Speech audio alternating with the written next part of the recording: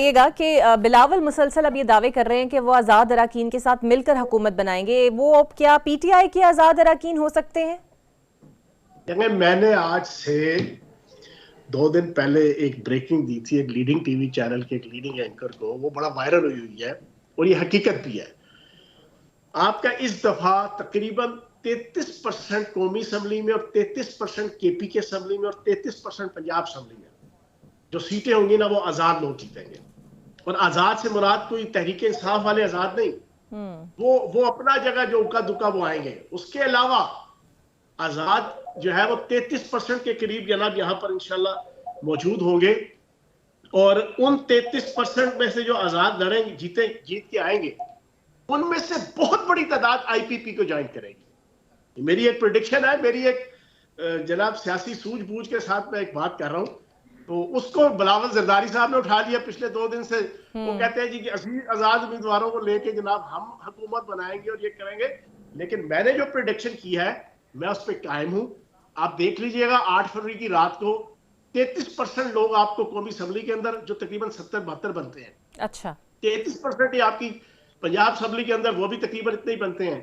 और केपीके में भी 33% के करीब आपको आजाद उम्मीदवार जीतते हुए मिलेंगे। ठीक है, और वो असल रोल प्ले करेंगे। सर आपके वक्त का आप आईपीपी के काहम रहनुमा है, एक इंटीग्रल पार्ट है, लेकिन नून लीग से जब सीट एडजस्टमेंट हुई तो आपको नजरअंदाज किया गया। आप समझते हैं किसी पसे पर्दा महरकात के नतीजे में ये हुआ है? बिस्मिल्लाहिर्रहमानिर्रहीम। देखिए, मुझे तो नहीं पता कि पसे पर्दा है या जनाब पर्दे के सामने से है, लेकिन मैं अपने एजेंडे पे और अपने नजरियाती मिशन पे कायम हूं कि जो पिछले 8 महीनों से मैंने आईपीपी के प्लेटफॉर्म से भी और उसके अलावा भी मैंने नजरियाती बुनियादों पे इस तहरीक फसाद फिल अर्ज के जो साबिक चेयरमैन तहरीक इंसाफ की क़यादत में शुरू हुई और जिसमें हम भी कुछ अरसा इस्तेमाल हुए, तो मैं उसके खिलाफ जंग लड़ रहा हूँ। और अभी भी मैं भरपूर तरीके से जंग लड़ रहा हूँ। और उसी नजरियाती बुनियादों पे फिर मैंने फैसला किया कि अगर सीट एडजस्टमेंट नहीं हुई तो मैं इस दफा का इलेक्शन बैकआउट किया और एक नए अंदाज से मैं मीडिया और सोशल मीडिया के ऊपर जनाब इंशाल्लाह भरपूर तरीके से इस पूरी तहरीक फसाद फिल अर्ज को इंशाल्लाह बेनकाब करेंगे और अपनी जंग लड़ रहे हैं इंशाल्लाह।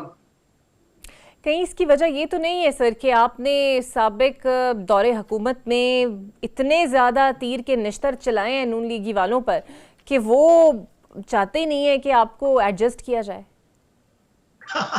ना तो उनसे एडजस्टमेंट मांगी, ना आईपीपी ने मांगी, ना फयाज चौहान ने मांगी। और ये दो तरफा जनाब दोनों तरफ से एक इंटेंशन थी और एक विल थी कि दोनों पार्टियां मिलकर इलेक्शन लड़े। और मेरी तरफ से भी कोई भीख मांगने वाली कोई ऐसी चीज नहीं थी।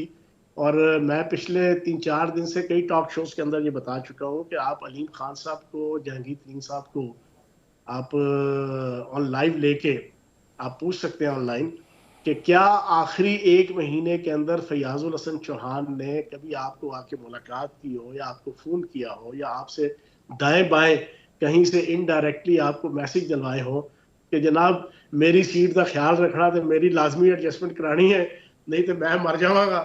कोई ऐसी अगर बात हो तो उनसे पूछ ले, वो आपको बता देंगे कि सिंगल 1% भी किसी किस्म की कोई एक्टिविटी मेरी तरफ से नहीं थी। सीट एडजस्टमेंट हो जाती तो लड़ लेते, अगर नहीं लड़ रहे तो उसकी भी बुनियादी वजह यह है कि मेरा 75% हल्का मेरा चेंज हो गया और एंड टाइम पे 1 दिसंबर को जनाब हदबंदी आई। अगर ये 3-4-5 महीने पहले ये हल्का चेंज होता तो शायद मैं फिर लाजमी इलेक्शन लड़ता। लेकिन मैं तो rest is the best for the next. मुझे इस वक्त पता है कि ये जो अब हुकूमत बननी है और जो हालात बने हुए हैं, ये बड़ी फर्स्ट क्रिएट हुई है। इन हालात के अंदर मेरे जैसा अपर मिडिल क्लास का आदमी जो है 6-7 करोड़ रुपया जनाब अपने बीवी बच्चों का काट के जनाब यहाँ पे लगाऊं, तो जरूरी नहीं होता इलेक्शन के सियासत के अंदर के इलेक्शन लड़के इंसान सियासत के अंदर सर्वाइव करता है।